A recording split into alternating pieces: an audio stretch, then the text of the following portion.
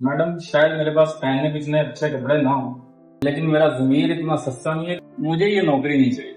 Sir क्या बात है, आप परेशान लग रहे हैं। जी मैडम, परेशान तो हूँ।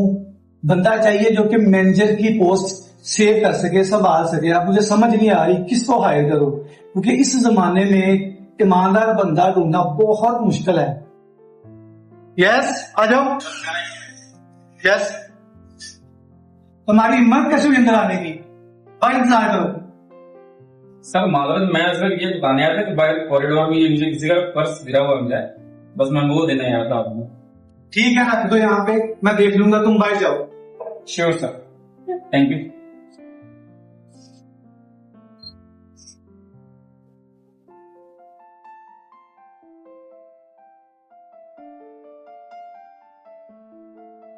सर आपको क्या लगता है, इसने इसमें से कुछ पैसे निकाले होंगे? सर मुझे लगता है कि ये ईमानदार है, लेकिन फिर भी इसका टेस्ट लेना जरूरी है। हाँ, टेस्ट तो अब शुरू हो गया ना। आप ऐसा करो ना, ये पर्स लेके जाओ बाहर, जाके ना उसे बोलो कि सर ने नहीं देखा, तो इसमें जो भी है आधा आधा कर लेते हैं, फिर देखने के लिए कितना ईमानदार है।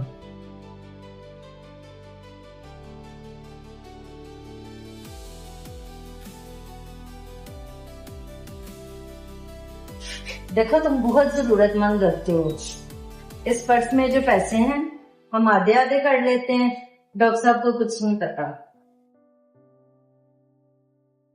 मैडम शायद मेरे पास पहनने के इतने अच्छे कपड़े ना हो, लेकिन मेरा ज़मीर इतना सस्ता नहीं है कि मैं किसी की मांगू में पहुंच जाए।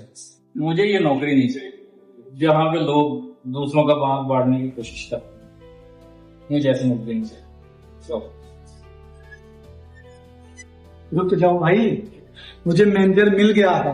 मतलब ये पर्स ना मेरा ही था, हमसे छोटा सा एक टेस्ट ले रहे थे आपका, क्योंकि इस दौर में ईमानदार मिलना ना बहुत मुश्किल है, तो इसलिए आपका छोटा सा टेस्ट लिया और बताते हुए खुशी हो रही है कि आप इस टेस्ट में 100% पास हो गए। Thank you so much sir.